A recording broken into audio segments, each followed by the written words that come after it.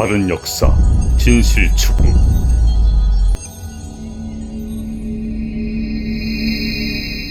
특히 이제 오늘 요번에 우리 그 지방선거의 그 관리 부실에 의하면서 우리나라 수구 세력과 미국의 수구 세력들이 아주 깊숙이 개입되어 있습니다.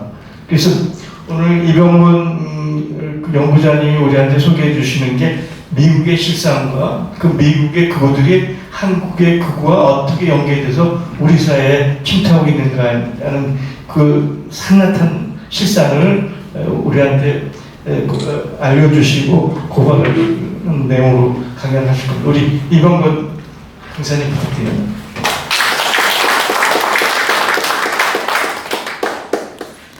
네, 방금 소개받은 이병헌입니다. 저는 34년 직장 생활을 하고요. 그리고 이제 다시 공부를 시작해서 글을 쓴 지 채 3년이 되지 않습니다. 그동안 이제 글은 시민언론 민들레에 지금 80편이 조금 안 되는 칼럼으로 좀 계속 나가고 있습니다. 여러 가지 주제를 다루고 있는데요. 제가 다시 관심을 갖고 공부를 집중적으로 시작한 분야는 뉴라이트였습니다. 왜 뉴라이트가 우리 사회에서 다시 그렇게 부각이 됐는가? 그 문제를 파고 들어가면서 제가 이제 80년대 대학을 다녔습니다. 그 당시에 제가 대학 캠퍼스에서 수많은 논쟁들을 벌이고 했었는데 그 부분들 다시 되살려서 정리를 할 필요성을 느꼈고, 그것을 뉴라이트를 정리하다 보니까 극우, 파시즘, 민주주의 등등 여러 가지 그 질문들이 제 머릿속에 꼬리에 꼬리를 물고 계속 연결됐습니다. 그래서 그런 고민들을 연결해서 또 화면에 보시면 왼쪽에 있는 책이 대한민국 보수는 왜 매국 우파가 되었는가. 그래서 이제 뉴라이트를 매국 우파로 저는 번역을 했습니다. 이 책이 작년 1월달에 나왔고요. 그리고 나서 작년 한 8월 이후로 미국에 대해서 집중적으로 관심을 갖고 자료 뒤지고 정리하고 글을 써서 미국 관련된 칼럼들을 여러 편 썼습니다. 그래서 그 칼럼들을 모아서 낸 책이 오른쪽입니다. 극우에 포획된 미국의 민주주의.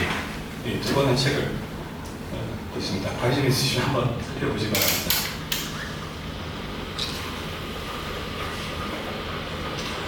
네. 본격적으로 여러분들과 좀 제 얘기를 나누기 전에 몇 가지 이미지를 좀 한번 같이 보겠습니다. 여러분들이 필요하시면 그때그때 그냥 사진을 찍으셔도 좋습니다.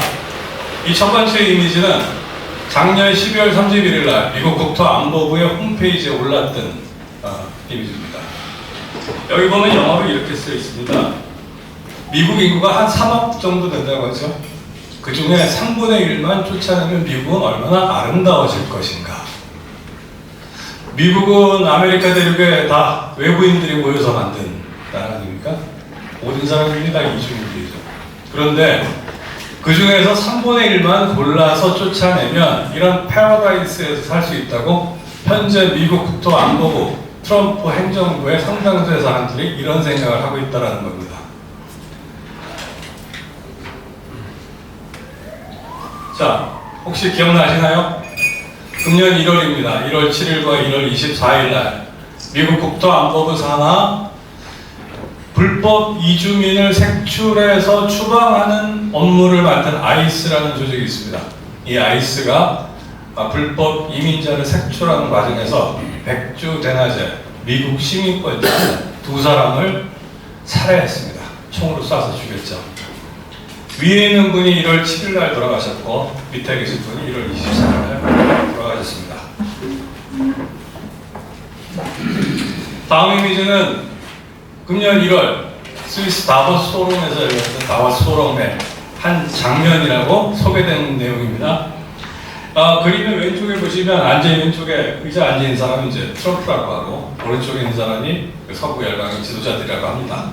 그런데 여기서 문제가 된 것은 트럼프의 뒤에 있는 그림입니다.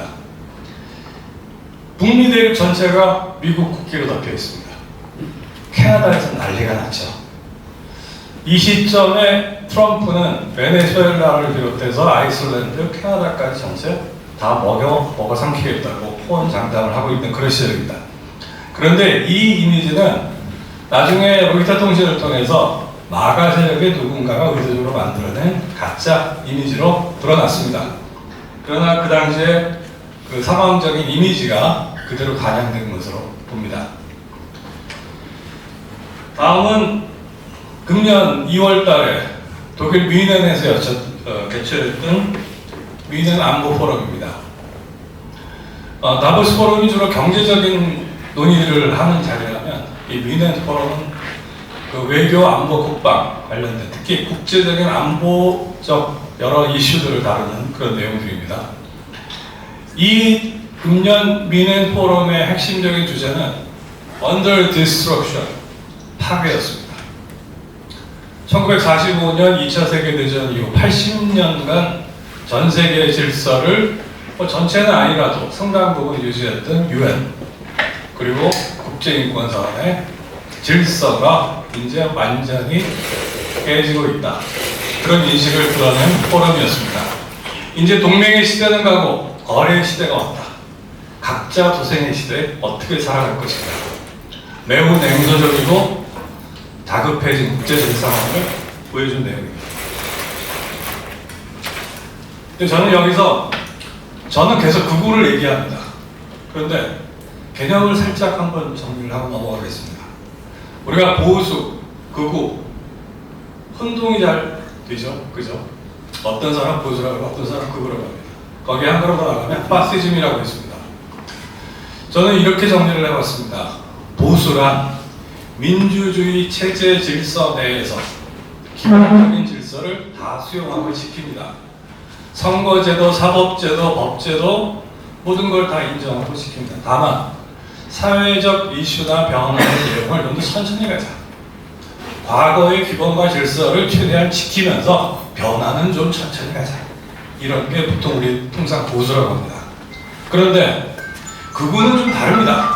극우도 민주주의 체제 내에서 있습니다. 선거제도, 사법제도 다 인정을 합니다. 그런데 이 제도 안에 있으면서 민주주의적 기본 질서를 서서히 파괴시켜 나가는 세력입니다. 이들은 포퓰리즘을 주장하고 특정 강한 세력과 리더를 중심으로 해서 계속 뭉치면서 민주주의 지배 질서 안에서 서서히 민주주의 질서를 와해시켜 나가는 그런 책동들을 합니다. 여기서 한 걸음 더 나가면 그게 파시즘입니다. 파시즘, 우리 알죠? 2차 대전 때 당시에 독일과 이탈리아, 일본 군국주의. 여기는 더 이상 민주주의 체제가 아니죠. 민주주의를 부정합니다. 선거제도 필요 없어. 일임 총통, 절대적 지도자만 있으면 돼. 선거 여러 다 필요 없고 오로지 보이스는 사회적 보이스, 국가 보이스 하나면 돼. 모든 거를 동원 체제로 철저하게 개인을 하나의 부품 정도로 생각하는 그걸 우리 파시즘 체제라고 합니다. 그래서 이렇게 정리를 했고, 그런데 여기서 저희가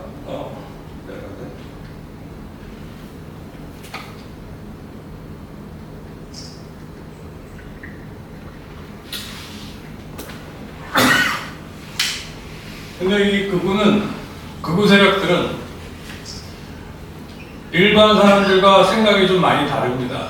우리는 보통 어떤 현안이 생기고 문제가 생겼을 때 그것을 그 이유가 무엇이고 어떻게 대처를 해야 대한 논리적이고 상당한 토론을 거치고 그것에 대한 대안을 도출하고 동의하는 절차를 거쳐갑니다. 그것이 이제 민주주의적 시대죠. 그런데 극우 쪽에 서 있는 상당한 세력들, 과거에도 그랬고 현재도 마찬가지입니다. 이분들은 대중의 동원, 대중의 감정에 소설을 감정을 건드립니다. 저는 그걸 한 4가지 정도로 봤습니다. 첫 번째, 욕망을 부추깁니다. 야, 여기 사는 멕시코에서 온 불법 이민자를 쫓아내면 니들 일자리 다시 생길 수 있어. 한국에 들어와 있는 중국인을 내쫓으면 당신네들한테 큰 이익이 돌아갈 거야. 욕망을 부추깁니다. 두 번째, 혐오를 부추깁니다. 한국에서 대표적인 게 중국인들에 대한 혐오, 성소수자들의 혐오, 약자들에 대한 혐오를 부추깁니다. 그들을 철저하게 응징하고 짓밟아야 된다고 끊임없이 자극을 합니다. 세 번째, 공포를 불러일으킵니다. 당신이 지금 직업을 빼앗긴 거는 다 중국 애들 때문이야. 한국의 정치 제도가 이렇게 개판이 된 거는 중국 애들이 뒤에서 선거를 조작했기 때문이야. 미국에서 백인 노동자들이 직업을 잃은 것은 다 지배 엘리트, 특정 월가 출신들 걔네들 때문이야. 아니면 불법 이민자들 때문이야. 끊임없이 공포를 불러일으킵니다. 마지막엔 굴욕을 강요하죠. 당신들은 제들만 없으면 이렇게 될 텐데, 야, 얼마나 속상하냐, 그지? 야, 니들 참 불쌍하다. 끊임없이 굴욕감을 부추깁니다. 극우 세력들은 크게 이런, 이거 말고 여러 가지가 있겠지만, 이런 감정선을 건드리면서 대중을 움직입니다. 지금 현재도 마찬가지입니다. 지금 계속 선거 부정을 외치고 재선거를 외치는 사람들도 현장에서 똑같은 얘기들을, 이런 감정선을 건드리는 얘기를 합니다. 이유, 타당성, 분석 이런 거 없습니다. 이 사람들 관심 없어요. 저는 신자유주의라는 하나의 사상 세계관 체제를 들여다보면서 와, 이런 제도가 정착을 해서 몇십 년 지났으면 도대체 어떻게 됐을까? 라는 것에 주목을 했습니다. 이 신자유주의를 보통 한 두 명의 그 걸출한 노벨 경제학상을 받은 두 명의 경제학자를 얘기합니다. 왼쪽에 보시는 분이 그 하이에크, 프리드리히 하이에크라는 오스트리아 출신 경제학자입니다. 이분은 그 신자유주의의 그 이론적인 토대를 쌓은 분이에요. 그러면서 철저하게 케인주주의에 입각한 경제제도를 공격을 했습니다. 여기서 케인주주의란 우리가 미국의 루즈벨트 대통령을 통해서 알고 있지만 국가가 시장에 강력하게 개입을 통해서 생산과 유통 모든 어떤 자본주의 기본적인 발생하는 모순들을 국가가 완화시키는 그런 노력들을 하는 거죠. 근데 그렇게 되면은 상당히 무능하고 비효율적이고 그다음 관료주의적 병폐가 판을 친다. 그래서 자본주의가 제대로 되기 위해서는 그러한 케인즈적 시장 접근법을 배제해야 한다. 이렇게 주장을 하고 나섰습니다. 오른쪽에 밀턴 프리드만이라는 학자가 그것을 계승을 해서 이 사람은 그만 나갈게요. 이 신자유주의를 얼마 되지만 이장이한테 있으면 40만 이 신자유주의를 대중적으로 확산시키는 역할을 한 사람이 이 밀턴 프리드만입니다. 밀턴 프리드만은 시카고 학파라고 흔히 그 신자유주의의 아성이라고 불립니다. 시카고 대학에 있는 거기 시카고 학파의 제자들을 길러서 이 시카고 보이즈라고 불렀죠. 이들이 나중에 남미에 파견돼서 남미 경제를 아주 속대밭으로 만든 장본인들인데 이 시카고 보이즈들을 키워낸 장본인입니다. 윤석열 전 대통령이 유일하게 읽었다는 책이 그거였죠. 사람들이 그렇게 얘기합니다. 그 선택할 자유라는 책, 밀턴 프리드만이지. 거기서 그 똑같은 얘기가 나옵니다. 사람들은 배고픈 사람은 유통기간이 좀 지난 거 좀 먹으면 어때? 괜찮잖아. 그 사람들 어차피 안 먹는 것보다 먹는 게 낫잖아. 그런 얘기들이, 그런 배경적 지식이나 사례들을 많이 제공하는 책이 이 밀턴 프리드만이 쓴 선택할 자유라는 책입니다. 자, 그럼 신자유주의에 대해서 간단히 보겠습니다. 1970년대 후반 들면서 전 세계 경제가 상당히 불안에 빠지게 됩니다. 스태그플레이션이 몰려오죠. 성장은 하는데 물가가 올라요.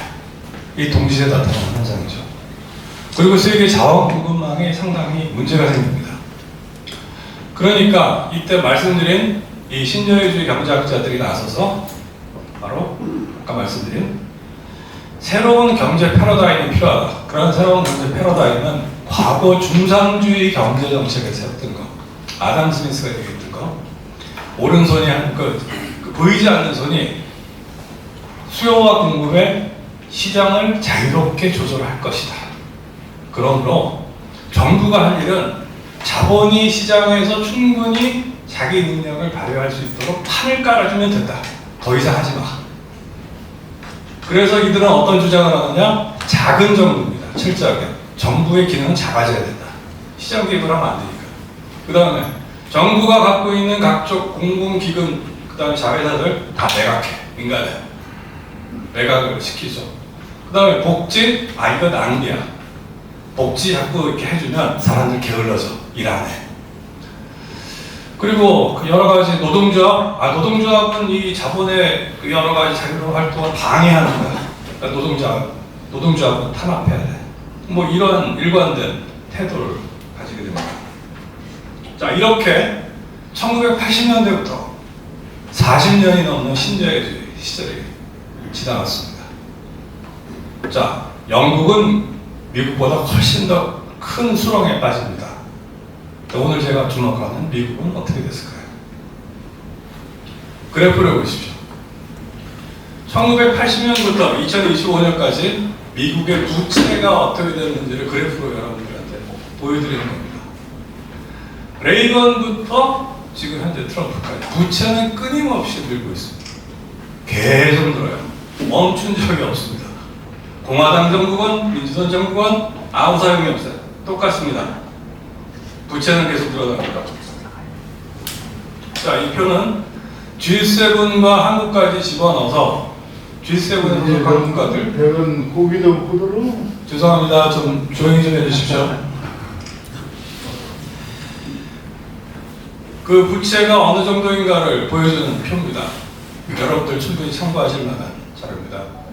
지금 G7 국가 중에서 부채가 제일 높은 나라는 어딘가? 일본입니다. 부채가 200%가 넘어요. 부채가. 그 200% 넘으면 어느 정도냐? 정부가 세금을 걷어서 경제계획을, 뭐 국가정책을 수립하고 하는데 새롭게 할 수 있는 아무것도 없어요. 돈이 안 돼. 돈이 없어요. 그저 기존에 하던 것만 간신히 하는 수준입니다. 그 다음에 이탈리아, 세 번째가 미국입니다. 미국은 부채율이 지금 120%가 넘습니다. 미국의 1년 예산이 약 7조 달러 정도 된다고 합니다. 그런데 그 중에서 1년에 순수하게 원금은 아예 생각도 못하고 이자만 갚는 비용만 1조. 그리고 전체 누적된 전체 총 부채액이 얼마다? 37조 달러에서 38조 달러를 돌파했습니다. 그래서 그거에 따른 연간 지불해야 되는 이자만 1조 달러입니다. 1조 달러 뭐 그냥 없어지는 돈이에요. 쭉 내려가서 맨 마지막에 대한민국이 있습니다. 우리나라 부채율 50%, 55% 수준입니다. 너무너무 양호하죠. 일단 G7 국가들과만 비교하는 겁니다. 이번 표로 제가 말씀드린 내용을 다시 정리해서 합니다. 자, 그러면 그 다음을 보겠습니다. 전체적으로 다시 정리를 하면 미국은 현재 37조 달러를 넘어서 38조 달러 이미 돌입했습니다. 그리고 미국이 고질적인 게 있죠. 다음에 언급하겠습니다. 쌍둥이 적자가 있습니다. 쌍둥이 적자는 뭐다? 재정 적자와 무역 수지 적자. 재정 적자는 세금을 받아서 지출을 하는 거예요. 국민들에게 뭐 소득세건 재산세건 여러 가지 다 받아서. 그런데 애초 돈이 나갈 것보다 들어오는 게 적은 거죠. 그죠? 그리고 무역 수지 적자, 무역을 통해서 벌어들인 돈이 해마다 적자라는 겁니다. 미국은 1980년대 이후로 이 쌍둥이 적자에서 벗어나지 못하고 있습니다. 여기서 보시면 미국의 국방비도 지금 1조 달러 선을 이제 넘어섰죠. 이번 이란 전쟁 때문에 1조 달러 넘어갑니다. 그리고 이자가 1조 달러 된다고 말씀드렸죠. 그러면 두 개 합치면은 2조 달러 되죠. 그런데 트럼프는 어떻게 됩니까? 새로운 회계연도에 국방비를 50% 증액을 한다고 지금 예고를 했습니다. 의회에서는 뭐 아직 통과 물론 안 되고 있지만 그럼 어떻게 됩니까? 두 개를 합치면 2조 5천억 달러가 나와요. 1년 예산 쉽게 크게 늘 수가 없죠. 그럼 약 7조 달러 그대로 치면 3분의 1. 3분의 1이 전혀 생산적이지 않은 비생산적인 곳에 예산이 그냥 들어간다. 그렇게 볼 수 있는 겁니다. 다음 보겠습니다.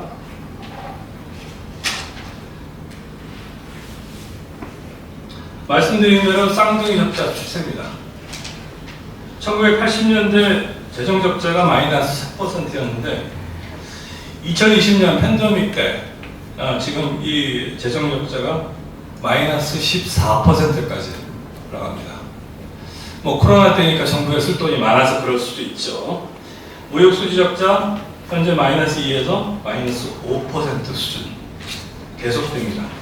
그러니까 미국은 지금 현재 부채의 늪에 빠져서 도저히 헤어날 수 없는 그런 상황에 이미 도달했습니다.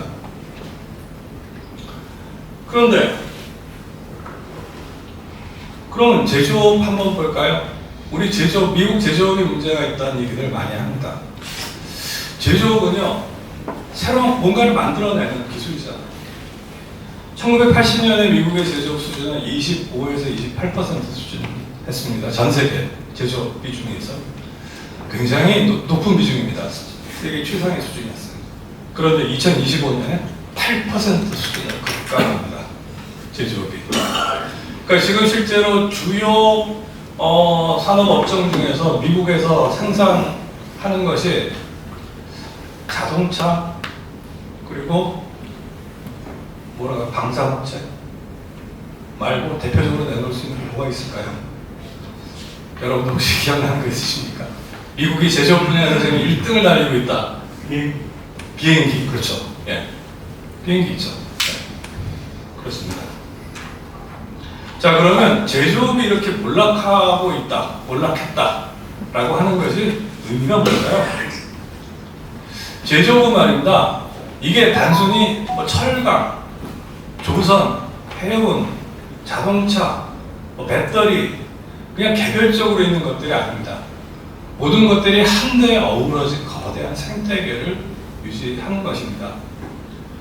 그런데 이 제조업이 몰락하면서 미국의 생산할 수 있는 생태계 자체가 와해가 된 것입니다. 그럼 미국의 제조업이 왜 이렇게 몰락했을까요? 엄밀히 따지면 완전 몰락이라고 할 수 없어요. 해외 이자도 대부분 있기 때문에. 왜 해외 이자도 했을까요? 1980년대 이후로 금융자본주의가 미국에 뿌리를 내리면서 돈이 되는 쪽으로 모든 산업 구조를 재편합니다.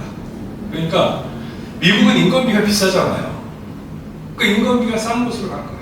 처음에 몰려간 것이 아니라 중국, 베트남 등 인건비가 싼 곳으로 제조업체들이 넓혀 나갔습니다. 그러면서 미국은 뭐라 그랬습니까? 미국은 설계만 하면 된다. 우리 설계만 잘하면 돼. WTO 체제, 세계가 하나의 시작으로 움직이는 세상에서 야, 필요한 건 그냥 싸게 다 소싱하면 되지. 그거 뭐 굳이 우리가 다 만들 필요 있어? 이렇게 생각하겠죠. 그렇게 생각을 했습니다. 그래서 제조업체가 다 빠져 나갔어요. 그 결과는 어떻게 됩니까? 코로나 팬데믹 상황에서 여실히 그것이 증명이 됐습니다. 마스크가 없어요. 마스크뿐만 아니라 의약품도 택도 없이 모자랍니다. 여기저기 구멍이 숭숭숭 뚫립니다. 그리고 생각했던 것보다 세계적인 소싱이 원활하지가 않아요. 만약에 특정 국가와 문제가 생겼을 경우, 지금은 미국과 중국이 패권 다툼을 하고 있지 않습니까? 그러면 미국에 왕창 넘어갔던 게 하루아침에 바로 미국으로 다시 돌아올 수 있습니까? 쉽지 않아요. 그럼 미국은 그만큼 공백 상태가 지속이 되는 겁니다. 다음 문제는 사실은 더 심각합니다. 제조업은 중산층 사회의 기반입니다. 우리가 흔히 러스트벨트라고 얘기를 합니다. 미국 중부 지역의 펜실베니아, 미시건 등 보통 한 4개 지역을 꼽아서 러스트벨트라고 하는데 여기가 대표적인 미국의 공업지대였습니다. 공장이 많았던 지역이죠. 그리고 공장이 많았기 때문에 민주당이 강했습니다. 왜? 민주당은 노조의 기반이 굉장히 지원이 많았거든요. 근데 이 러스트벨트가 몰락하면서 노조 돈을 주는, 그러니까 소액으로서 소액 헌금하는 민주당원들의 지지 기반이 와해가 됩니다.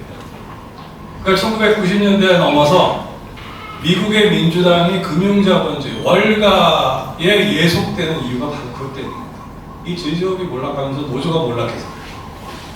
그런데 이 중산층은 바로 이 공업지대 노동자들을 기반으로 해서 성장한 사람들입니다. 고임금 노동, 안정된 일자리, 노동조합, 지역 공동체가 바로 미국 중산층의 핵심 거점입니다. 근데 그 핵심 거점이 와야 된 거예요. 그래서 미국의 중산층이 몰락하게 되는 겁니다. 마가 이후에는, 마가가 등장하는 배경 중에도 저는 이것이 하나의 중요한 요인이라고 생각합니다. 분노합니다. 특히 2008년 금융위기 이후. 자, 세 번째, 제조업의 몰락이 의미하는 바가 무엇인가? 제조업은 군사력의 기반입니다. 미국이 세계 최고의 군사력을 유지하고 있다고 하지만 오늘날 군사력은 뭡니까? 우리는 이란 전쟁을 통해서 특히 드론, 강력한 드론의 위력을 봤습니다. 드론뿐만이 아닙니다. 반도체, 위성, 데이터, 철강, 조선, 해운 전부 연결이 되죠. 이런 뒷받침이 없이는 강한 군사력을 유지할 수가 없어요. 미국은요, 이제 한국의 조선 업계에서 수리를 해주지 않으면 함정 수선 못해요. 거의 그 단계에 도달했어요. 자국의 조선업 항구에서 배수리가 안 돼요. 인건비도 너무 비싸고 시간도 너무 오래 걸리고 기술도 낙후됐고 그렇습니다. 그래서 제조업 기반이 과연 무너졌을 때 미국의 군사력이 지속될 수 있을까? 여기에 상당한 퀘스천이 따라 있습니다. 미국은 현재 여기 대체로 무슨 뭐 칩스 액트, 그 다음에 IRA, 공급망 재편, 리쇼링 뭐 이런 걸 대안으로 내세우고 있습니다만 어렵습니다. 하나같이 동맹국들이 반발하죠. 리쇼링 같은 경우는 안 돼요. 왜? 지금 미국의 1인당 GDP가 8만 달러가 넘습니다. 미국의 공장이 다시 돌아온들 그 인건비를 가동할 수가 없어요. 감당 절대 못합니다. 그래서 공장 이전을 다시 미국으로 할 수가 없습니다. 마지막으로 네 번째, 제조업 몰락이 갖고 있는 의미가 뭔가? 제조업 일자리는 금융자본주의의 한계를 여실히 드러냈습니다. 아까 말씀드렸죠? 금융자본주의는 더 많은 돈을 위해서라면 무슨 짓이든지 합니다. 그래서 임금을 낮추어서 거기서 수익을 더 많이 올리려고 했는데 그래서 많은 제조업체들이 해외로 이전했는데 결과적으로 미국의 제조업체가 몰락한 그런 계기를 만든 게 바로 미국의 금융자본입니다. 그래서 최근에는 미국 학계에서 생산되는 자본주의, 생산력을 갖춘 자본주의가 중요하다 이런 지적이 다시 나온다고 합니다.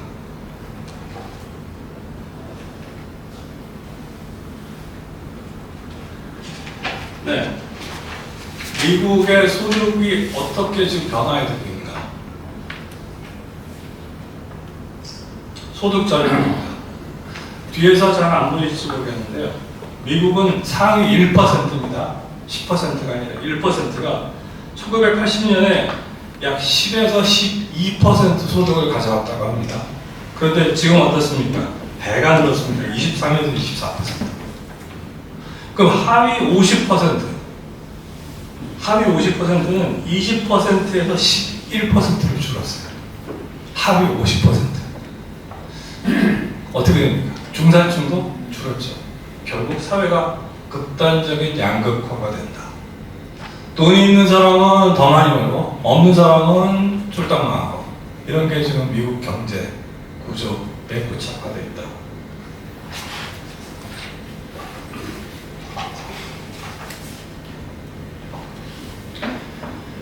그래서 여기를 보시면 군사비인데요. 군사비. 레이건 때부터 트럼프까지 단 한 해도 군사력이 줄지 않았습니다. 군사력 지출이. 뭘 의미하는 걸까요?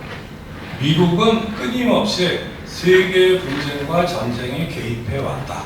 군사비는 계속 늘었다. 이것은 공화당이든 민주당이든 전혀 문제가 아니다. 그래서 과거에 분산복합체라는 용어들을 많이 썼어요. 근데 그 용어가 지금 다시 크게 부각이 되고 있는 이유가 이렇습니다. 이건 하나의 산업 생태계를 이미 이루어서 엄청난 로비스트들이 숫자 3,000명에서 한 5,000명 정도 수산된다는 분산복합체 로비스트들이 미국 의원들을 끊임없이 접촉하고 새로운 예산을 따내고 있는 예산을 더 늘리고 뭐 이런 것들, 작업들을 계속합니다. 그래서 미국의 분산대출은 죽지가 않습니다.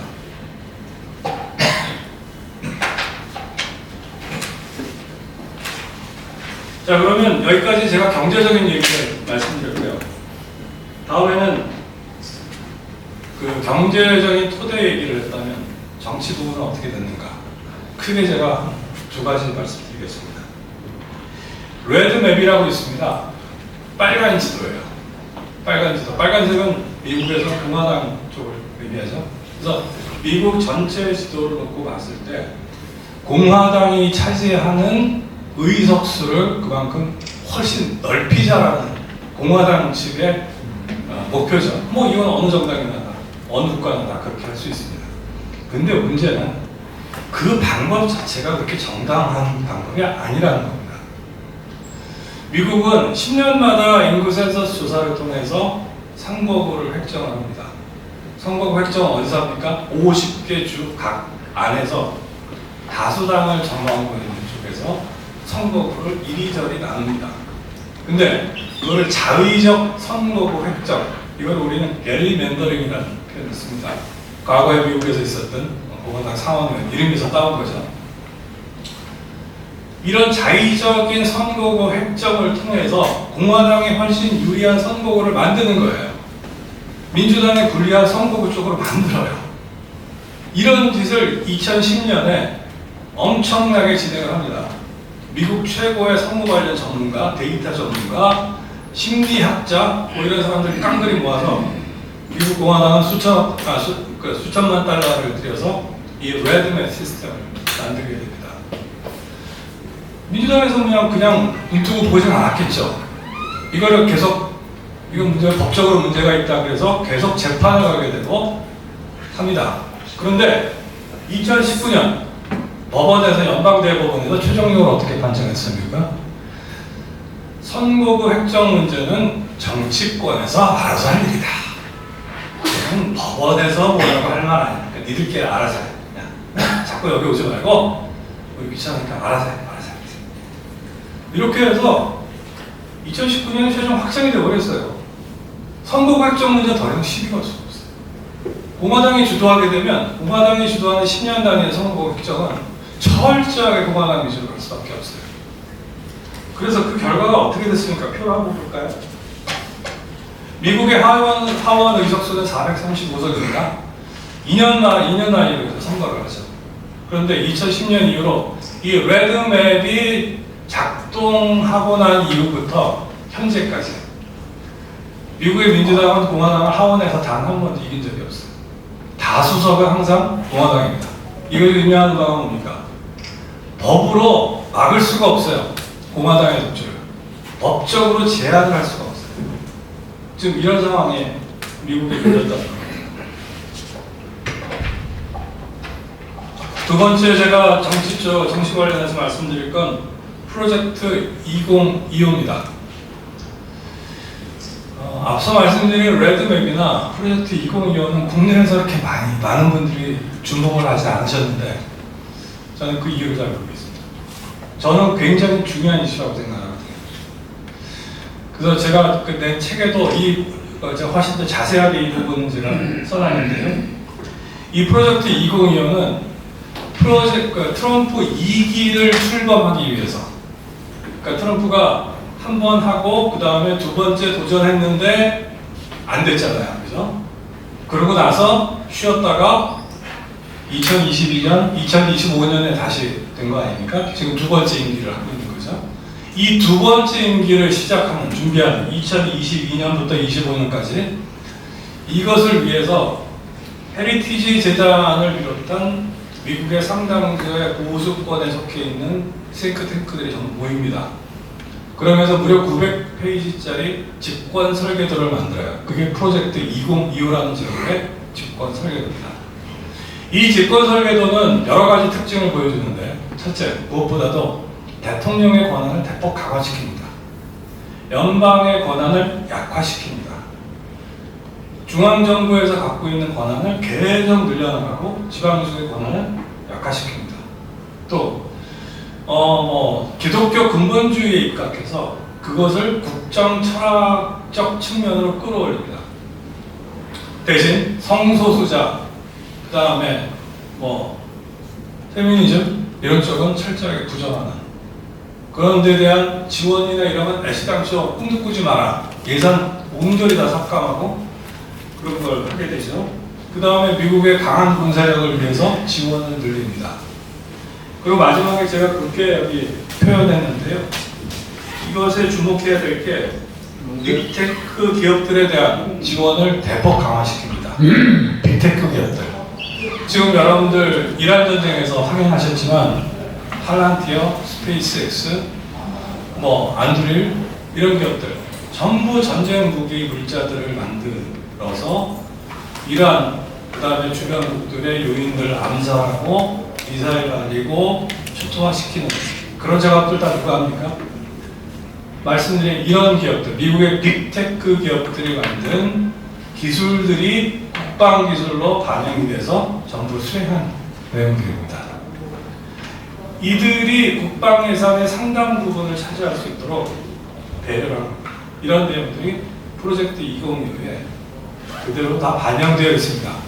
그리고 물론 빠질 수 없는 것이 해외에서 온 이주민들을 철저하게 감시하고 멕시코 관련된 거대 장벽을 쌓고 이들을 색출하는 작업, 그것도 프로젝트 2025에 담긴 내용이었습니다. 그런 집권 설계도가 지금 그대로 지금 실행되고 있는 것으로 보면 될 것 같습니다. 그럼 2008년부터 2025년 현재까지 그 미국 극우 세력이라고 제가 말씀드렸듯이 이들이 과연 어떻게 됐나? 2008년 금융위기가 있었죠. 굉장히 큰 사건이었습니다. 아까 말씀드렸지만 오바마 시절에 미국의 상당히 많은 국민들은 오바마를 믿었습니다. 그래서 금융위기를 불러온 은행들이 실제 하지 않은 거짓 부풀리기를 통해서 부도를 낸 겁니다. 이 잘못된 은행들에 대해서 과감한 철퇴를 내려줄 것으로 기대를 했습니다. 그러나 오바마 정부는 이런 부실은행을 정리하지 않았어요. 오히려 공적 자금을 투여해서 이 은행들을 살려줬습니다. 그래서 미국 뉴욕을 중심으로 해서 월가를 점령하라 라는 굉장히 그 시위가 상당 기간 동안 지속이 됐고 대중들이 분노했습니다. 그러나 결과는 달라진 게 없었어요. 수백만 명이 일자리를 잃었고요. 이 금융위기를 통해서 수백만 명이 집을 잃었습니다. 그런데도 민주당 정부는 여기에 대한 대책을 제대로 내놓지 못했습니다. 어떻게 됩니까? 분노하죠. 열받죠. 그 와중에 2009년에 티파티 운동이라는 게 벌어집니다. 티파티. 미국 독립운동 당시에 보스턴 티파티라는 게 있었습니다. 차죠, 차. 차를 실은 영국배를 불질른 사건이 도화선이 돼서 이제 미국의 독립운동이 본격화됐던 건데, 거기서 따와서 극우 세력들, 보수 세력들이 뭉쳐서 티파티 운동이라는 걸 시작합니다. 이거는 기존 질서, 기존 지배 세력, 여기서 지배 세력이 민주당 세력을 얘기하는 겁니다. 자기 공화당 쪽은 아니에요. 이 사람들을 철저하게 응징하고 갈아엎어야 된다고 주장했던 그 내용이 바로 티파티 운동입니다. 저는 이 시점이 바로 마가 세력이 세상에 등장하는 바로 그 시점이라고 봅니다. 그리고 말씀드린 것처럼 2010년에 레드맵 제도가 본격적으로 시행하면서 미국의 공화당이 의사당 의석수에 안착하는 결과를 가졌습니다. 이때 2010년부터 안착하게 된 공화당 의원들 수가 30에서 한 40석 정도 된다고 얘기를 하는데, 이 의석수는 전부 마가 세력들이 가져갑니다. 그럼 어떻게 됩니까? 거기는 그러니까 망가쭉 진영에서 꽂으면 되는 거예요. 그 지역은. 뭐 태국경북 같은 그런 현상이 벌어지는 겁니다. 그러면서 미국은 미국공화당은 계속 다수를 유지했던 거고요. 그리고 2021년 그 트럼프가 두 번째 도전 실패했을 때 의사당 폭력 사건이 일어났었죠. 그리고 2023년 말씀드린 프로젝트 2025 집권 설계도가 나왔었고 25년에 트럼프 2기가 이제 시작을 하게 됩니다. 자, 저는 그래서 이 시점에서 한번 스와트 분석이라는 걸 한번 해봤습니다.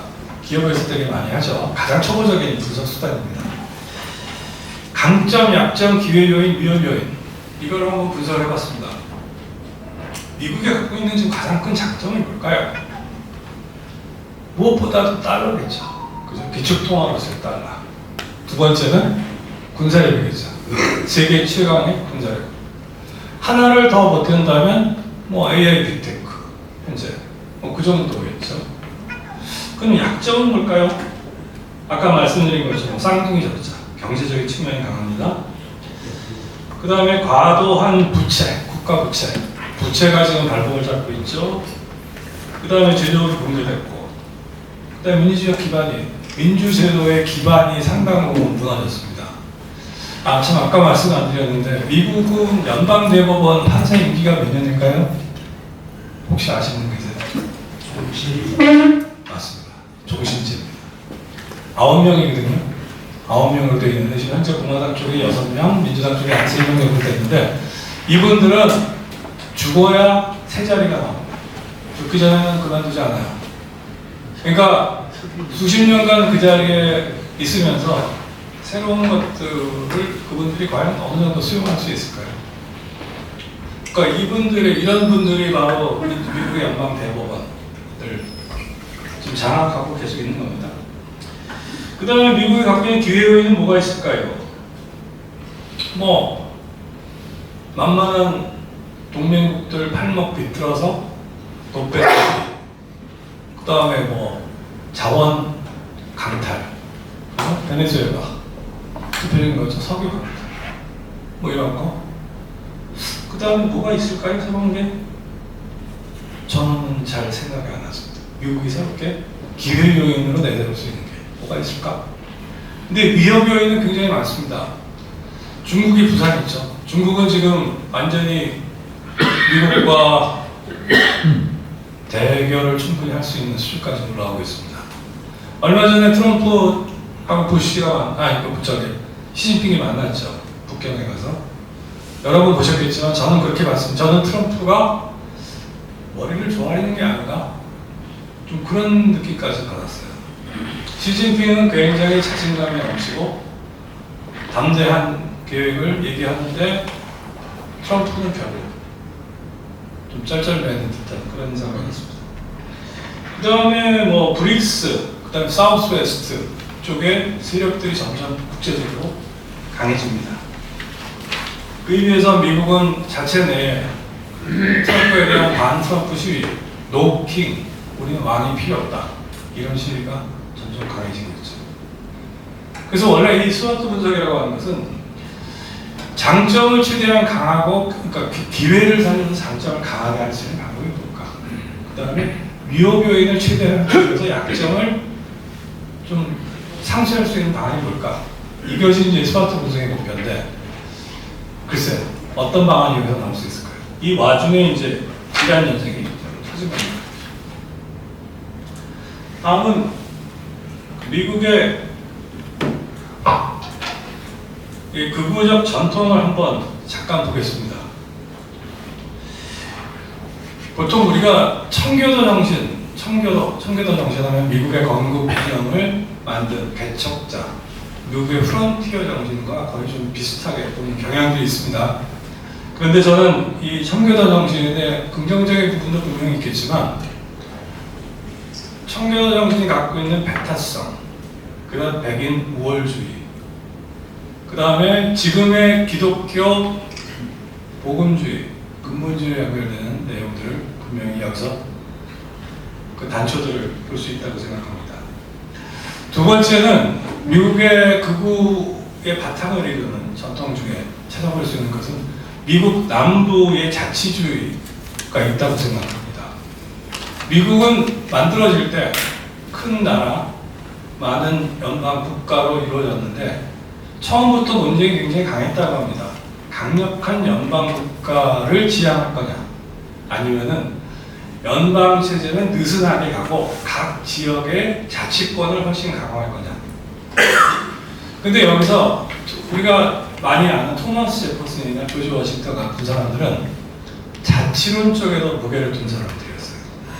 특히 미국 남부에는 목화 농장을 기반으로 한 흑인 노예 기반의 대규모 농장들이 있었고, 그런 사람들이 자치권을 계속 유지해야 된다라고 하는 강력한 전통의식까지 나와 있습니다. 또 하나의 그 흐름이 있는데 리버테리아니즘이라는 게 있습니다. 이 리버테리아니즘은 그러니까 미국 내에서 그 상당히 극단적인 자유를 주장하는 사람들입니다. 이들은 세금은 도둑이라고 주장을 해요. 그리고 가장 강력하게 개인의 총기 자유를 주장하는 사람들입니다. 내 집은 내가 지킬 거야. 간섭하지 마. 나는 내 마음대로 살 테니까 간섭하지 마. 이런 사람들이죠. 네 번째가 바로 미국의 제국주의적 야심이 본격적으로 드러나는 사건들과 그 시기입니다. 시어도어 루즈벨트 시절입니다. 우리가 아는 그 루즈벨트 이전입니다. 19세기 말 20세기 초반에 대통령이 됐던 사람인데, 이 사람 시절에, 재임 시절에 필리핀, 쿠바를 식민지로 만들었죠. 그리고 이 사람은, 이 시어도어 루즈벨트 대통령은 그 아주 특별한 그 지팡이를 항상 갖고 다녔는데, 마음에 안 드는 걸로 하인이나 다 두둑에 팼다 그래요. 그래서 미국 사람들한테는 강한 남성성, 강한 리더십, 이런 식 상징하는 인물로 있습니다.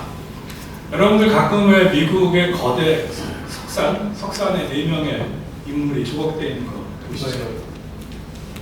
예, 그 4명 중에 한 사람이 시어도어 루즈벨트.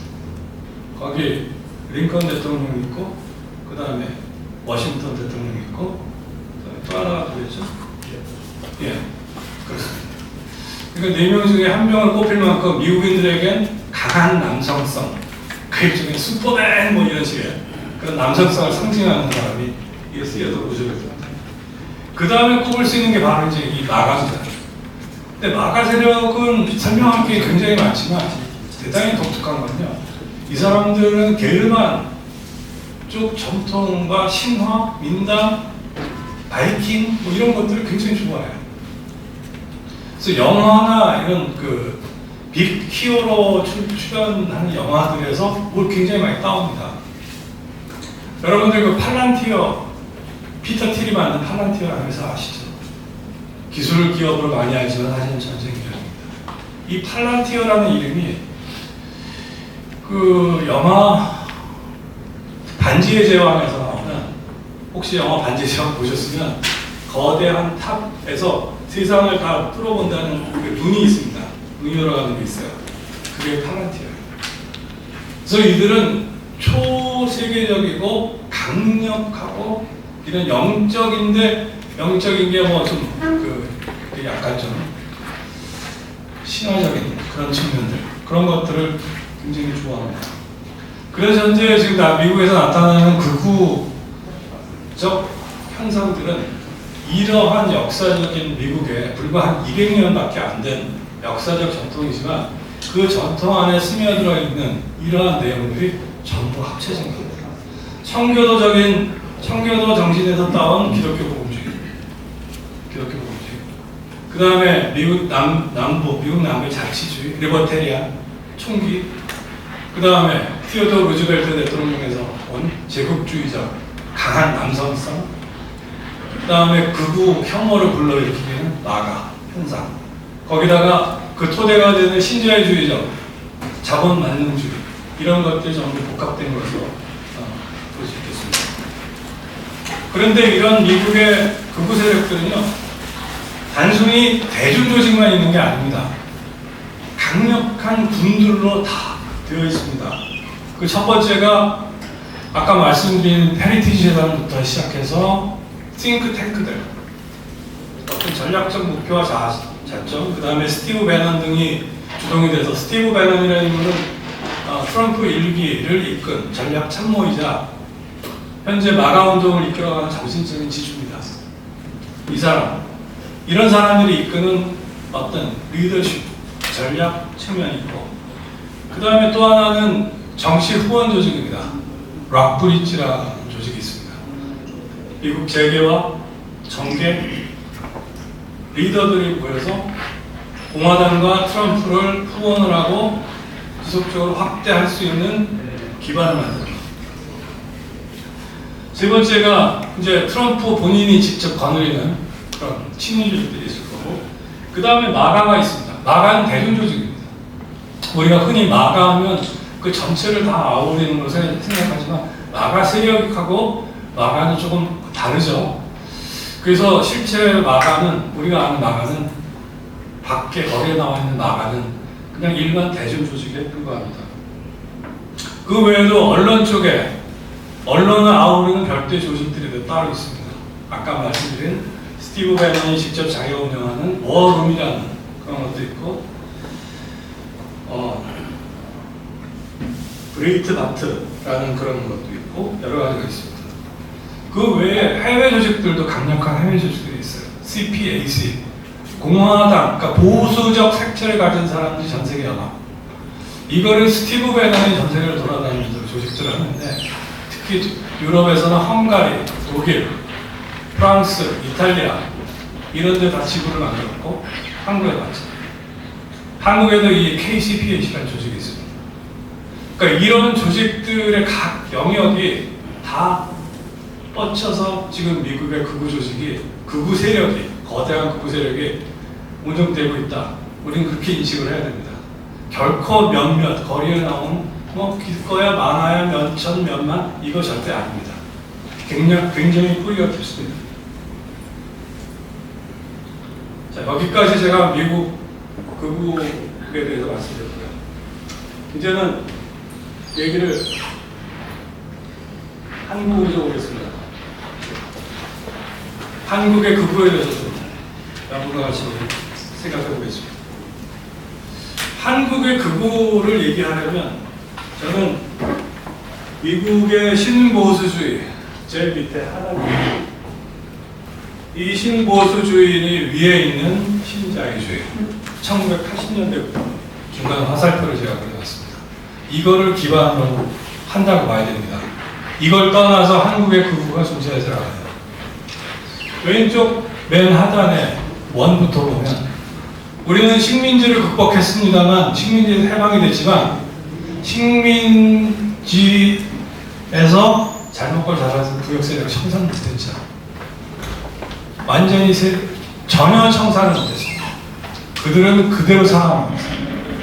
이들이 바로 이후에 독재 정권과 영합을 해서 계속 기득권 세력이 됐죠. 우리 다 아는 얘기죠.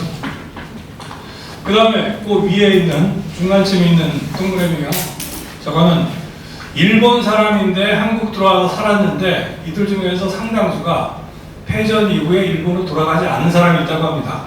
호사카 유지 교수가 주로 이 주장을 많이 합니다. 그래서 호적을 세탁을 해서 1만에서 한 3만 명 정도가 안 돌아간 것 같다. 왜? 한국에 있는 자기 재산을 지키고 하는 거죠. 그래서 호적을 막 탈세했다는 거였어.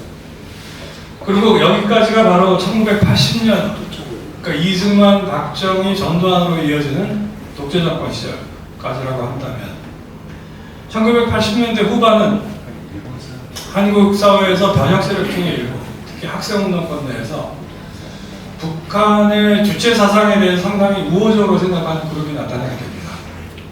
우리는 그 사람들을 주사파라고 불렀죠. 서울대 국토학과 8학번의 김영환을 시작으로 해서 여러 명이 그 상당 세력이 있었습니다. 그런데 1980년대 후반부터 90년대 넘어가면서 동구권이 몰락하기 시작하죠. 동구권이 몰락하게 되면서 이들은 이게 아닌 일이요, 말을 갈아탔습니다. 전향을 합니다. 대규모로 전향을 합니다. 어디로? 바로 한국 사회의 기득권 세력 안으로 전향을 합니다. 그래서 1990년대 후반부터 이들이 본격적으로 자신들이 걸어왔던 길을 부정을 하고 북한 인권 운동을 하고 북한 체제를 욕하면서 누구보다도 앞장서서 극우적인 어떤 행태를 보여주기 시작합니다. 2004년에 자유주의 연대라는 하나의 단체가 만들어지고 이때 동아일보 정치부장이었던 이동건 씨는 자기 칼럼을 통해서 뉴 라이트라는 세력을 언급합니다. 이제 구시대는 같고 새로운 시대가 열렸다. 우익의 새로운 시대가 열렸다. 그런 의미입니다.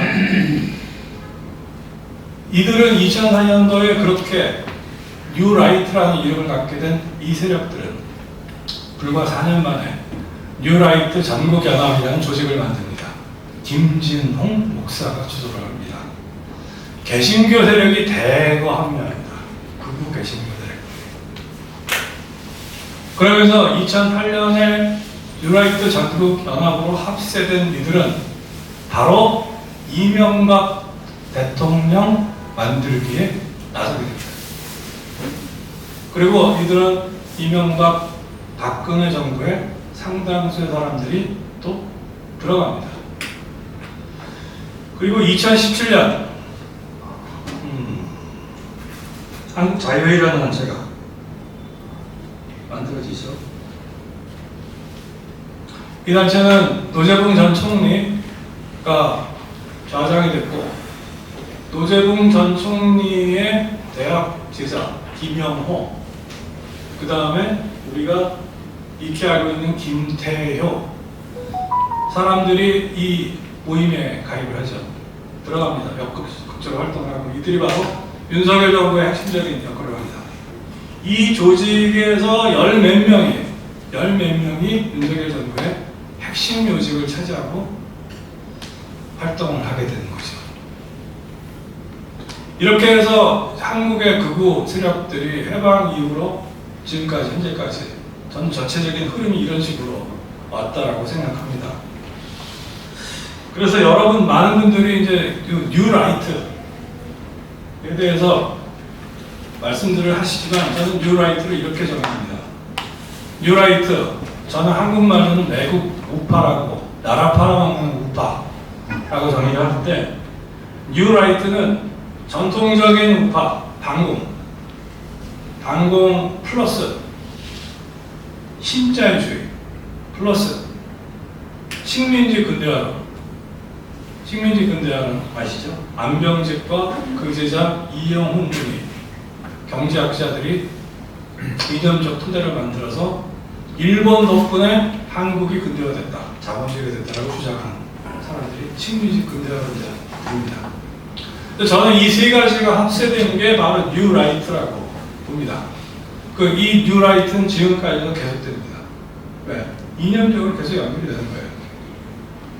근데 혹자들은 뉴 라이트에서 마지막 식민지 근대화론을 주장하는 것만 뉴 라이트로 얘기를 하지만 이들의 세계관과 이전의 반공까지를 전체적으로 통으로 이해하지 않으면 현재 이들의 행태를 저는 이해하는 데 상당히 한계가 있다고 생각합니다. 그래서 이들의 지금 현재적인 모습이 어떠냐? 2010년, 2020년대 두 군데 나눠서 한번 보겠습니다. 2010년대에 들어서 자, 이명박 정권이 몇 년도에 출발했죠? 2009년이죠. 2010년도에 본격적으로 2008년에 뉴라이트 전국연합을 만들었다고 말씀드렸죠. 그럼 2010년 들어서 이들은 본격적으로 어떤 활동을 하게 있었습니까? 자, 여러분들 기억을 좀 되살려보세요. 이명박 정부 시로 돌아갑니다. 그냥 이명박 정부 초기에 뭐가 있었습니까? 소고기, 미국산 소고기 큰 사건이 있었죠. 시민들이 광화문에 몰려 나와서 시위를 했었죠. 그리고 얼마 있다 뭐가 있었습니까? 노무현 대통령이 돌아가시죠. 국민적 여론이 굉장히 악화됐습니다. 이때 이거 그냥 놔둬서는 안 된다. 이 여론을 좀 어떻게 발전시킬 수 있는 방법이 없겠냐. 그래서 시작된 게 국정원 댓글 공작 사건이에요. 국정원에서 본격적으로 2009년에서 2012년에 걸쳐서 국정원이라는 조직을 통해서 전문가들을 영입하고 사람들을 양성을 해서 여론을 바꿀 수 있는 기술과 방법들을 개발합니다. 실현합니다. 그리고 또 뭐 있습니까? 이명박 시절, 그 다음에 박근혜 시절로 넘어가지만 연결되는 고리점이 있는데, 국방부 산하에 사이버 사령부라고 있었어요. 거기서 국군 기무사 댓글 공작 사건이 또 연달아 나옵니다. 여기서도 똑같습니다. 군 조직을 동원해서 국민의 여론을 호도하는 각종, 그러니까 심리전, SNS에 들어가서 여론을 막 만들고 누구를 특정하는 욕하고 누구를 매도하고 뭐 특정 이슈를 제시하고 어떤 거를 못하게 하고 이렇게 됩니다. 그러니까 이것이 2010년대 초기부터 시작된 극우의 행태 대표적인 겁니다. 여기서 2010년 초기에 만들어진 이것이 현재까지 그대로 내려옵니다. 우리는 극우 청년들이 온라인상에서 난리친다고 치고 20, 30대 젊은 층 남성들이 특히 굉장히 보수가 됐다고 얘기하는데 이거 그냥 보수가 된 거 아닙니다. 이런 공작들을 통해서 승인된 겁니다. 자, 여기서 이렇게 나온 공작 그 내용들은 어디로 가나요? 20대 남성들, 10대, 20대 남성들이 하는 제일 자작한 그 뭘까요? 어른들 잘 모르시죠? 게임이에요. 게임을 하면서 게임만 하는 게 아니라 채팅창을 열어놓고 서로 대화를 합니다. 근데 그 채팅창에 온갖 이상한 얘기들을 거기다 싹 쏟아내는 거예요. 거기서 극우와 관련된 얘기들을 막 쏟아냅니다. 그 노무현 대통령을 조롱하고 혐오하고 노무현 대통령한테 뭐라고 합니까? 뉴턴이라고 그래요. 뉴턴. 잘 못 알아들으시죠? 떨어졌다. 중력 법칙이라고 그래요. 걔네들끼리 하는 얘기, 은어예요, 은어. 뉴턴. 뭐 그런 식의 지들끼리 그런 얘기를, 근데 우리가 그거를 조직적으로, 시기적으로 그런 이슈를 계속 제공하는 세력이 있다는 거예요. 그리고 아이들은 채팅을 하면서, 게임을 하면서 거기에 같이 호응하고 같이 어울리지 않으면 바로 왕따시켜요. 그러니까 애들은 거기서 왕따하기 않기 위해서 거기 어울려요. 어울리다가 보면 거기서 하는 내용이 그냥 휩쓸려요. 그리고 놀이로 생각해, 그거를. 누가 뭐라 그러면, 왜 이렇게 진지하게 그래? 이건 놀이야, 그냥. 아니, 놀인데 왜 이렇게 진지하게 굴어? 사람 이상하게. 너 꼰대지? 뭐 이러는 거예요. 그러니까 아이들을 그런 식으로 호도하고 전염시키는 세력들을 누가 만들었냐? 바로 이 시절에 이들이 만들어서 현재 처음에는 그게 정치적인 음모와 조작이었지만 현재는 그것이 온라인 유튜브를 타고서 돈벌이가 됩니다. 돈벌이로 변질이 되고 있어요. 돈벌이 수단으로. 온갖 이상한 일을 통해서 돈을 받아요. 가로세로 하는 거 대표적인 거 아닙니까? 배우 누구 유명 배우 몇 명 주고 상관없어요. 사람들 많이 몰아와서 돈 받으면 돼, 돈 벌면 돼요. 그 다음에 또 나타나는 게 남성 중심층, 남성 중심의 포퓰리즘 현상들이 나타납니다. 바로 이러한 현장에서 남성들을 자꾸 부추기는 거예요. 야, 니들 요새 여자애들한테 성적으로도 밀리잖아. 애들은요, 남자애들 그런 얘기해요. 초등학교 때부터, 유치원 때부터 초등학교, 고등학교, 대학교까지 보면 전부 선생님들이 전부 여자예요. 남자가 없어요. 그리고 남자애들은 나와서 운동을 못해요. 앉아서 공부하는 애들이 답답하죠. 애들은 계속 코너에 몰려있는데 그것을 누구 탓, 남 탓을 자꾸 돌리는 거, 돌리게 하는 것, 그것이 바로 그들이 하는 전형적인 행각입니다.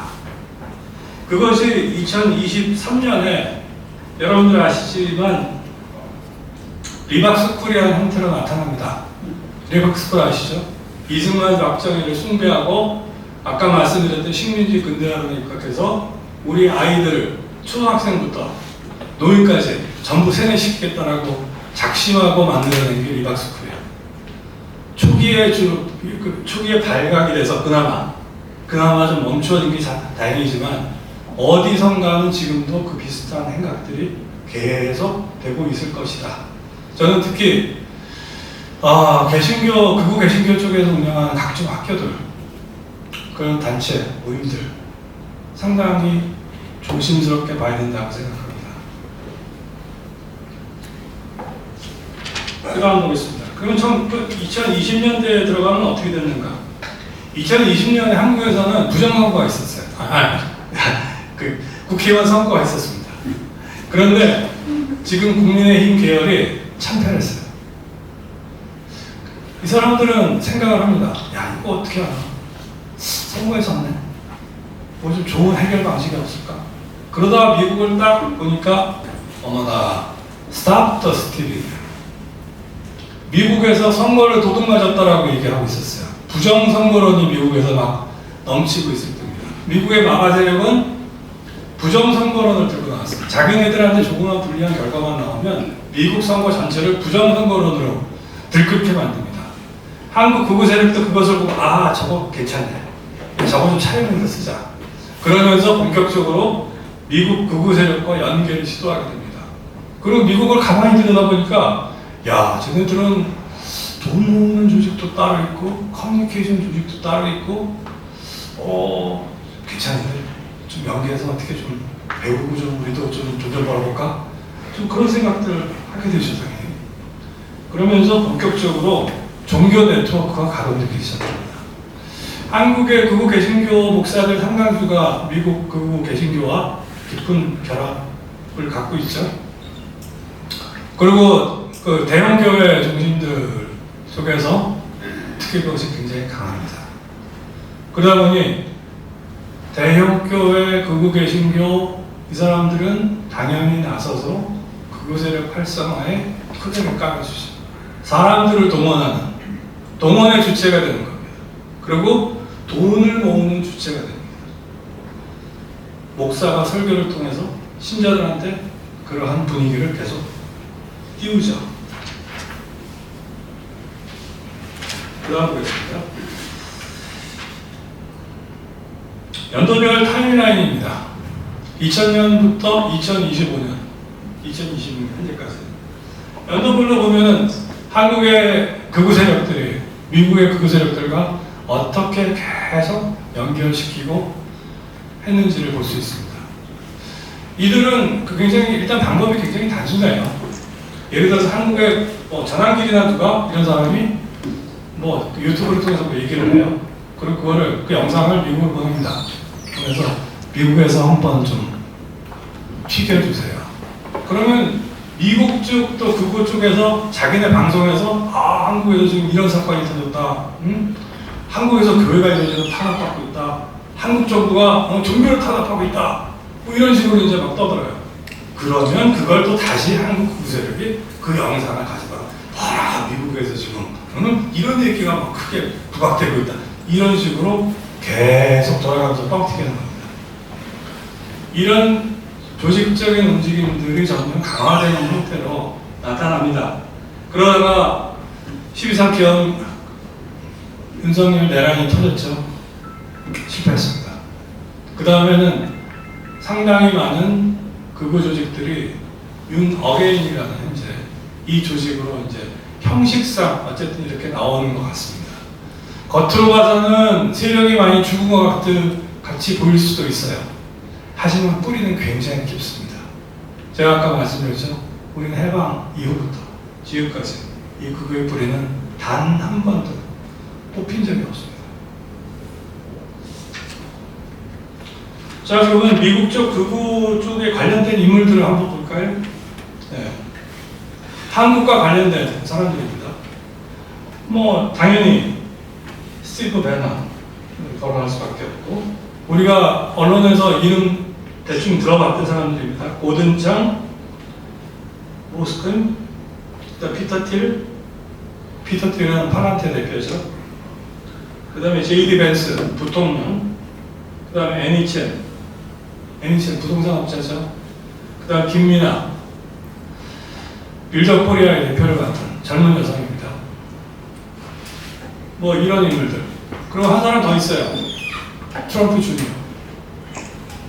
트럼프 주니어는 특히 순복음교회, 서울 순복음교회 이영원 목사분의 한국에 여러 차례 왔다 갔고. 그러면 한국 쪽에는 어떤 사람들이 있을까요? 또 우리가 다 익히 아는 사람들입니다. 개신교 쪽 특히 굉장히 강하죠. 김장한 목사 빼놓을 수가 없습니다. 한국 극우 개신교의 거두죠. 윤석열 김건희 부부의 멘토라고도 불렸죠. 최혜병 사건에 따라서 그 사단장 구명운동에 나서기도 했었죠. 그리고 두 번째 김진홍 목사, 아까 말씀드린 2008년 유라이트 전국연합을 이끌었던 사람, 아직도 활동이 왕성합니다. 손윤보 목사, 부산 사랑의 교회 목사, 지금 구속돼 있긴 하지만, 그렇죠. 정광훈, 고성국하고 저랑 길은 목사는 아닙니다만 굉장히 이쪽에 빅스피커로 활동하고 있습니다.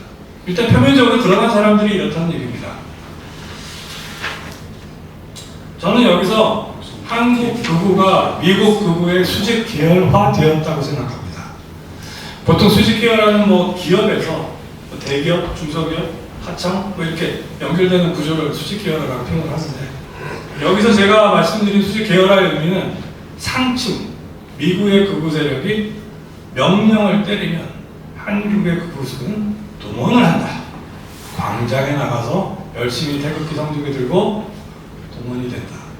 이런 구조가 사실상 완결됐다라고 그렇게 저는 생각합니다. 그러면 이런 구조, 수직 계열화가 되면서 한국 극우가 얻을 수 있는 효과가 뭐가 있을까요? 미국의 큰형님에 기대서 정당성을 획득하는 겁니다. 미국에서 큰 나라에서 이렇게 얘기하면 다 일리가 있는 거지. 그쪽에서 부정선거라고 그러잖아. 그쪽에서 다 중국이 문제가 있다고 얘기하는데 그건 바로 일리가 있는 거지. 들어봐. 정당성을 획득하는 거예요. 그 다음에 조직 운영과 자금 이런 것들이 상당한 노하우를 점수받고 또 직접적인 이득을 얻기도 합니다. 이런 네트워크를 강력하게 구사하는 방식에 결합되는 것, 그것이 바로 수직 계열을 통해서 얻는 이익이라고 볼 수 있겠습니다. 자, 저는 그 다음에 이 표를 한번 볼까요? 이곳은 미국 극우 네트워크입니다. 극우 네트워크라고 하면 해외적으로 이렇게 다 해외로 많이 뻗쳐나가 있는데, 한국과 특히 관련된 극우 네트워크를 한번 보면, 아까 말씀드렸습니다만 CPAC라는 조직이 있어요. 이거는 국제적으로 보수 정치를 지향하는 사람, 사실상 내용은 극우입니다. 보수가 아니라 지향하는 조직들의 연계인데, CPAC가 해외 여러 나라에 이 CPAC가 이미 조직이 되어 있어요. 말씀드렸다시피 KCPAC가 한국에도 이미 만들어졌습니다. 그리고 터닝포인트 USA, 투사라고 보통 부르는 청년 극우단체입니다. 교회를 중심으로 개신교를 기반으로 한 청년 극우 조직, 이것도 한국에 들어와 있습니다. 이것이 확대된 것이 빌드업 코리아라는 단체입니다. 그 다음에 워름, 스티브 배넌이 운영하는 워름도 한국에 상당히 영향을 갖고 있는 것으로 알고 있습니다. 그러면 조직적으로 보면 한국에 어떤 지금 극우 조직들이 있는가? 여러분들 이미 많이 아시는 조직들입니다. 사랑의 교회 그런 게 있죠. 그 다음에 보수교회 연합 네트워크 같은 것도 있고, 고성국 TV, 자유대학, 트루스포럼, 윤어게인, 빌드업 코리아 등등 겉으로 드러나는 조직들입니다. 밑에 깔려 있는 조직들은 현황 파악이 안 되는 것들도 굉장히 많아요. 이렇습니다. 자, 마지막으로 두 개의 행사를 한번 보겠습니다. 첫 번째는 빌드업 코리아. 작년에 한국에서 발족된 조직입니다.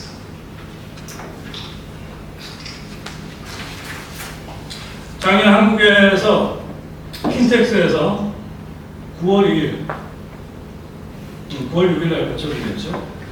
미국의 상당수의 마가 세력들이 몰려왔습니다. 찰리 쿠크는 한국의 요 행사에 참여한 며칠 있다가 미국에 가서 피격됐어요. 살해됐죠. 그리고 트럼프 주니어 2세도 왔고 여러 명 이 앞장에서 바로 보신 미국의 마가 상당수의 사람들이 왔고, 이날 킨텍스에 모인 청년들이 한 5천여 명 된다고 합니다. 5천여 명 되는데 이들이 다 주로 기독교 개신교 쪽에서 동원된 사람들입니다. 이날 빌드업 코리아, 빌드업이라는 미국 조직의 코리아 조직, 한국에 만들어서 그 대표를 김민아라는 젊은 여성이 맡게 됩니다. 제가 이 행사를 미국 극우가 한국 극우를 수직 기여한 대표적인 상징적인 사건을 보는 이유는 김민아 대표가 취임 인사말을 통해서 우리는 미국 마가의 조직을 보고 배우고 철저하게 익히겠습니다. 라고 발언을 했어요. 그런 취지의 발언. 사실상 한국 지구를 만들어요. 지구의 지구, 그야말로. 위에서 명령하면 밑에서 수행하는. 다음은 락브리치 코리아입니다. 작년 9월 달에 발족이 됐어요. 락브리치라는 조직은 말씀드렸다시피 미국 트럼프와 공화당, 더 정확히는 미국 극우 정치 세계를 운영하는 데 필요한 자금을 모금을 하고, 필요한 정보를 수집을 하고, 컨퍼런스 같은 걸 개최를 하고, 필요하면 유망한 젊은 학자들도 육성을 하고 등등의 여러 가지 활동들을 하는, 그러니까 돈을 기반으로 하는 게 락브리지입니다. 이 이름이 붙여진 게 그 락브리지라는 뭐 처음에 동네가 있었답니다. 처음 모임을 한 곳이 그래서 거기서 따와서 락브리지라고 하는데, 제가 주목을 해야 된다고 말씀드리고 싶은 것은 누가 참석을 했느냐는 겁니다. 락브리지 코리아를 발족하는데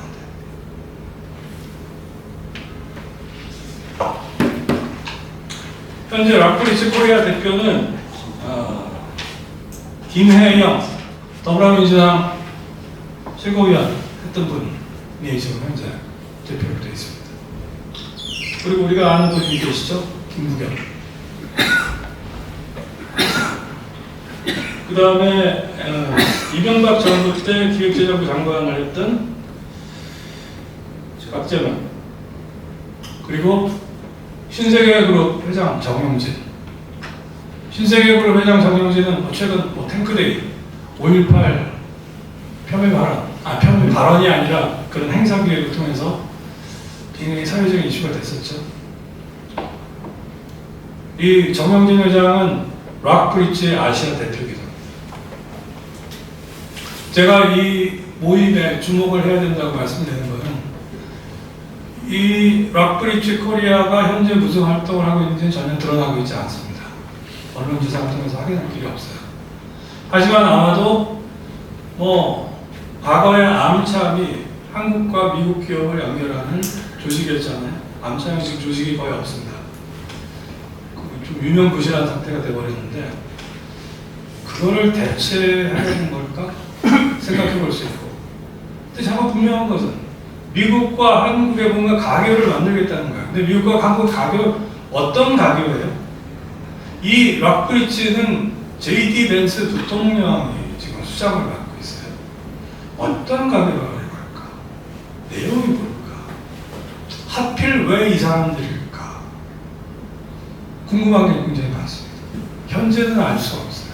하지만 우리가 그동안 수십 년 동안 미국의 여러 가지 행태들을 봤을 때, 미국이 향후 한반도, 한국과의 관계를 만들어 나가는 과정에서 이런 사람들을 상당히 나름 의미 있게 활용하려고 하는 것은 아닐까? 그런 추측은 가능하겠죠. 저는 섣부르게 더 이상 제가 이럴 것이다 저럴 것이다 라고 말씀드리기 어렵습니다. 왜? 근거가 없기 때문에. 일단 여기까지 말씀드리겠습니다.